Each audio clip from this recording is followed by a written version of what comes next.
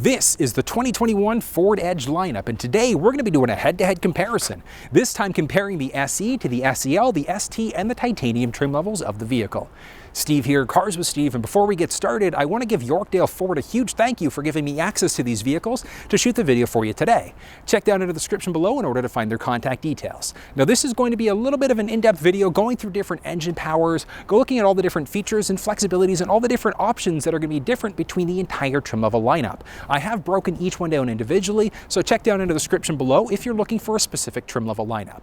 Now on top of that, not going to be going too in-depth into the actual technology, but if you want to know how that Sync 4 media screen works, you want to know how park assist work, check down in the description below for those videos as well. But guys, let's dive into it, have a little bit of fun, and see what's going on with the 2021 Edge lineup.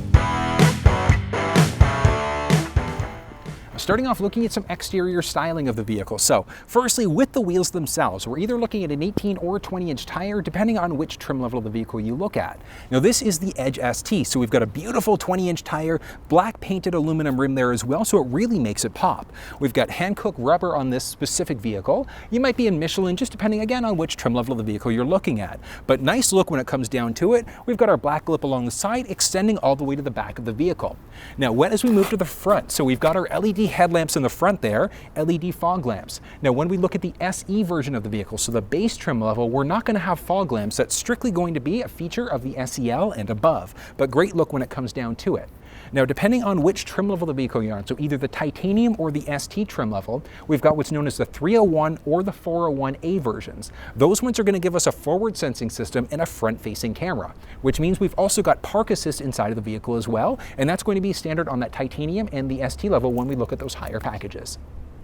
Taking a peek underneath the hood of the vehicle, so the Edge lineup has two different engine choices that are available. It's going to depend on which trim level of the vehicle you're looking at, because when we're in the SE, the SEL, or the titanium, it's going to be a 2-liter turbocharged engine. Inside of the ST, we're looking at a 2.7-liter twin turbo engine.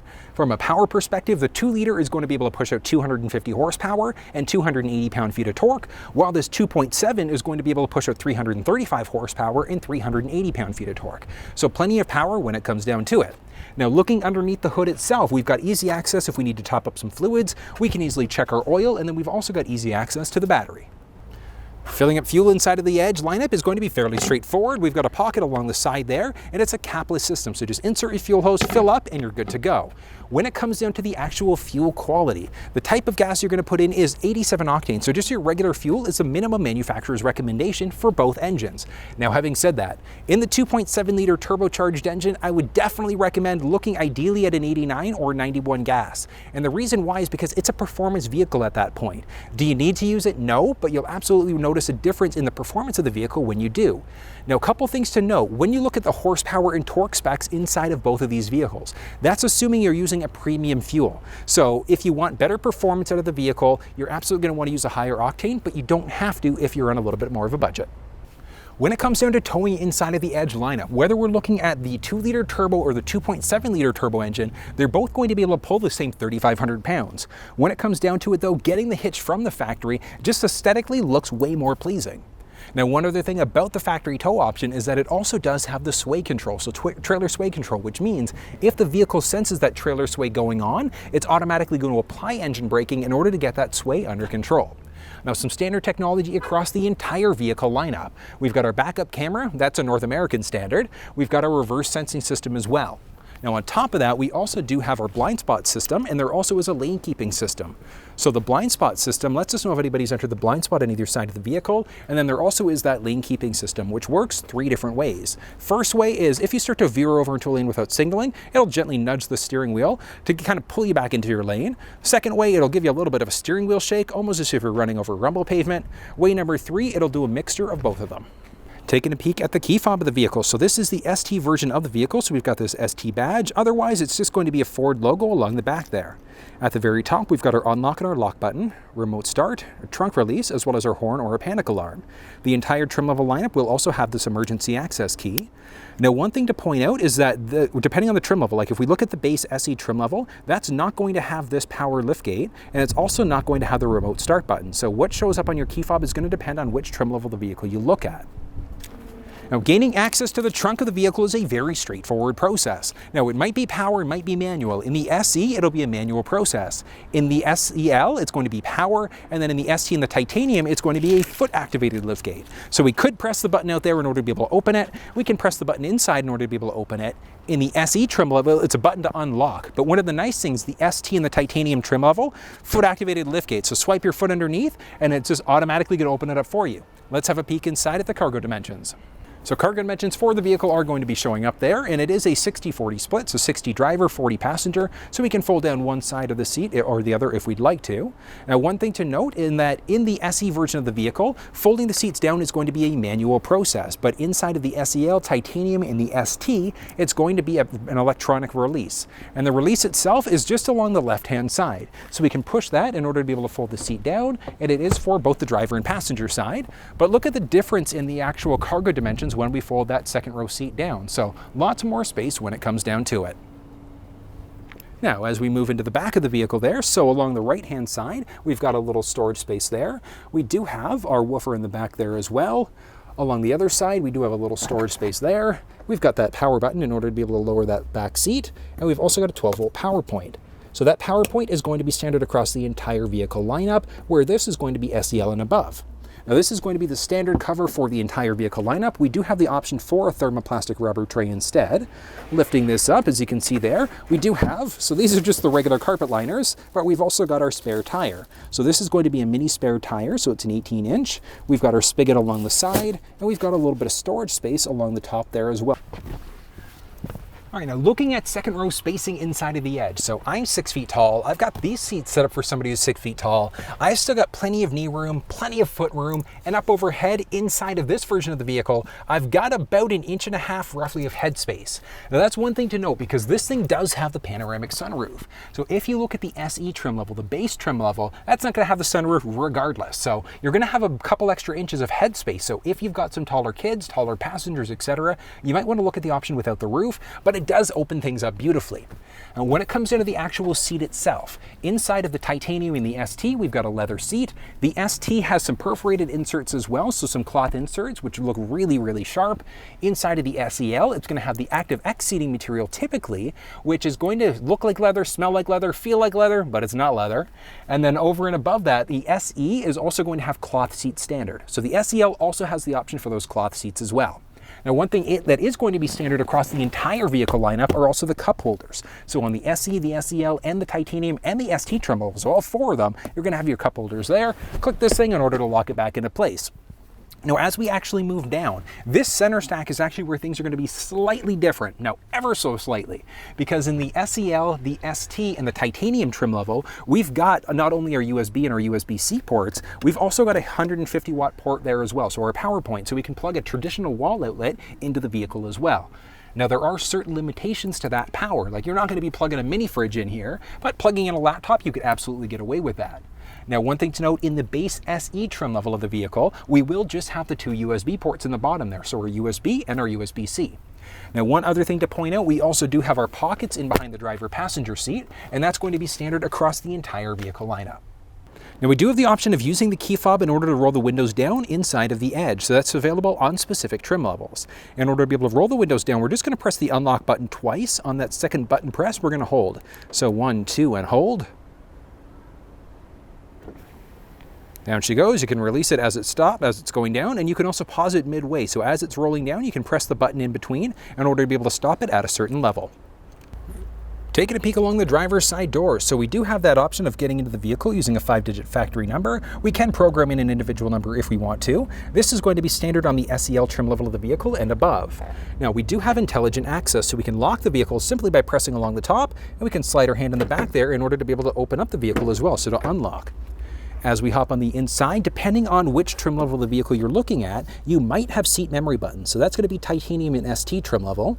We've got our lock and our unlock buttons, basic window controls, and then we've also got our window adjusting buttons.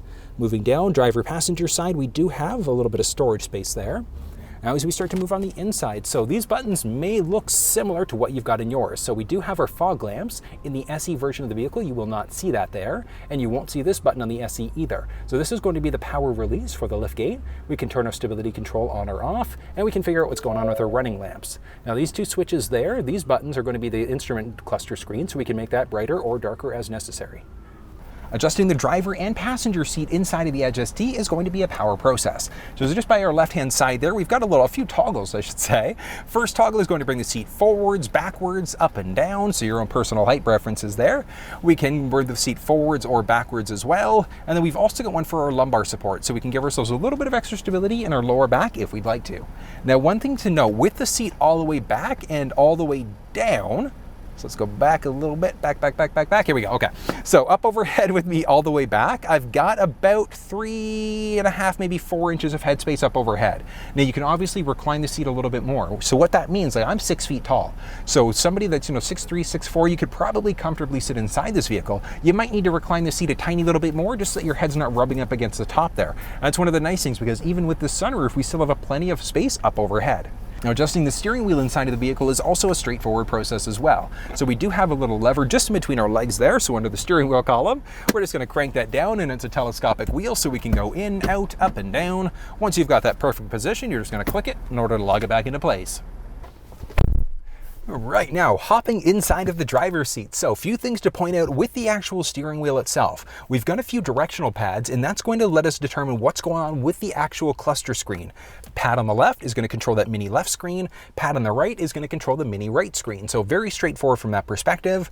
Moving down along the left-hand side, we've got adaptive cruise control. Now the adaptive cruise is essentially a set it and forget it cruise control. You set it at, let's say, 100 kilometers an hour on the highway, car in front of you slows down, yours is automatically going to brake. If they pick up speed or get out of the way, yours will pick right back up to your set speed again. So really great from that perspective. We can turn the system on very easily. We can set a distance indicator, so how close or how far are we away from the vehicle that's in front of us. We also do have a lane centering system. So that lane keeping system is great because it'll gently nudge us into our lane. But when we activate the centering system, that is not quite self-driving, but it's going to keep us balanced in between the lanes as we go, as long as the vehicle can recognize the lane marking. So really cool. Moving along the right side, we can either answer or hang up on a phone call, change between songs or radio stations. We've got our basic for volume control, and we've got a voice command prompt. Now the voice command prompt is all tied into it's literally tied into the vehicle. So we can make phone calls, we can navigate, we can do all sorts of things using our voice. Now we do have Ford's new Sync 4A system. We're gonna get into that one in just a second. But if you're looking for a more in-depth walk around of the steering wheel buttons, the instrument cluster screen, as well as Ford's new Sync 4 screen, check down in the description below, because I've put together a comprehensive video that covers those things off. Now really nice, because we do have paddle shifters inside of the vehicle as well. So that's cool because we are in a 7-speed automatic transmission, which means that we can easily flip between gears if we want to. Now one nice thing is that along the left stick, the very tip of it, the tip of the stick, we do have a little button where we can turn that lane keeping system on or off. Along the right side, we've got our basic for our control for the actual windshield wipers for the front and for the rear. So really great there. Now moving to the right-hand side, so looking at this beautiful center stack, we've got our engine start-stop button. We've got Ford's beautiful new Sync 4 system. Now this Sync 4 system is incredible because it brings a much more in-depth assistant. So your Ford Assistant, you can literally talk to the car in some interesting ways.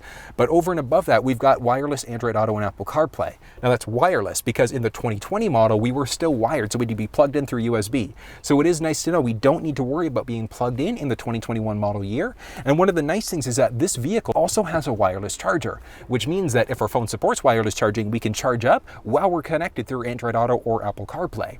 Now, a couple things to note about the screen itself. So as we fire this thing up, so the new screen itself looks absolutely stunning. Like, I love the look of this thing, but it's kind of neat what you can do with the vehicle, with the actual screen itself. So basic summary of the screen. So we've got a ton of different options and some flexibilities. We've got our basic sound settings. We've got a volume rocker and things like that.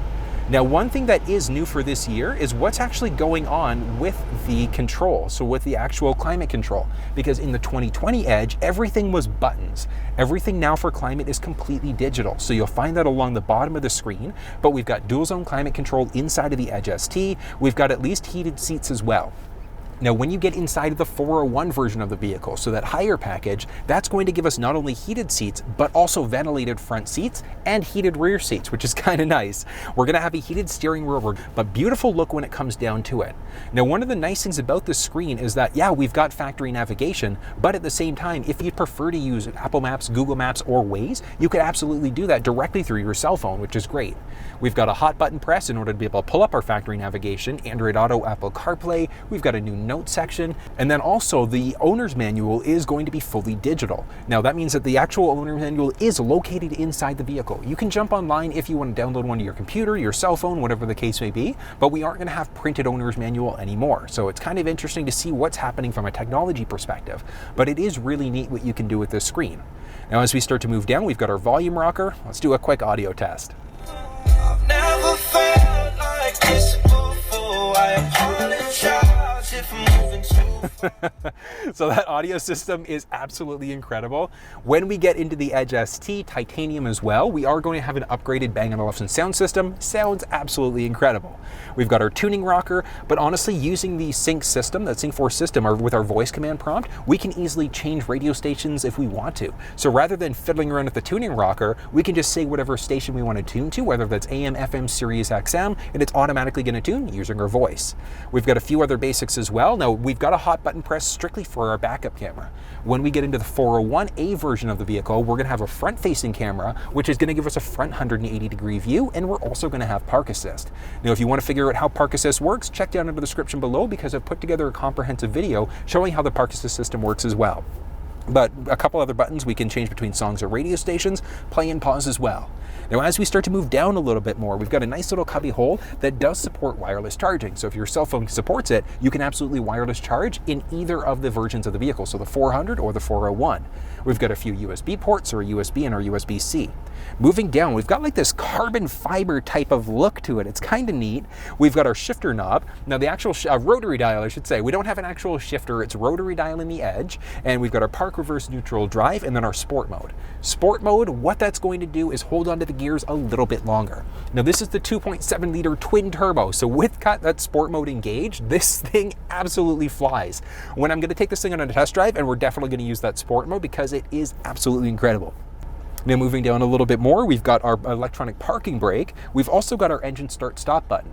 Now, if your version of the vehicle was the 401, you would also have the button that you can press in order to get your park assist going as well. Moving down a little bit more, we've got a little storage tray. And this is actually one of the interesting things. Like Ford's they've put all sorts of different cubbies and compartments and things like that with the consumer in mind. Because yeah, if our phone supports wireless charging, we can drop it into the wireless charging pad there. We can also drop our phone right along the top inside of this little tray. We can slide it along the back as well. So we've got a lot of flexibility from that perspective. So rather than having our phone kind of fumbled around and just kind of placed in anywhere in the cup holder where we would normally do it, we can easily store it inside of the vehicle there instead. Now moving down a little bit more, we do have a little armrest with a tray, removable tray, and then on the inside we've got a 12-volt power point in there as well, so if we need to plug some things up, we can easily do that. As we start to move up, so we've got an auto-dimming rear view mirror. Now this specific one does have that panoramic sunroof as well, so absolutely beautiful look to it. We've got our basic for cabin light controls. We can control what's going on with the shade. We can vent this thing out, and then we can also fully open or close. I should say fully, it opens about halfway for the panoramic roof. Now moving up overhead a little bit more, we've got our home link. So if you had a garage door opener at home, you could absolutely program that number in from there. Moving down, we've got our mirror with our vanity. We've got our vanity mirror with our lights. And one of the nice things about this guy is that we can extend it out a tiny little bit if we need to block a little bit of extra sun that's hitting our face as well.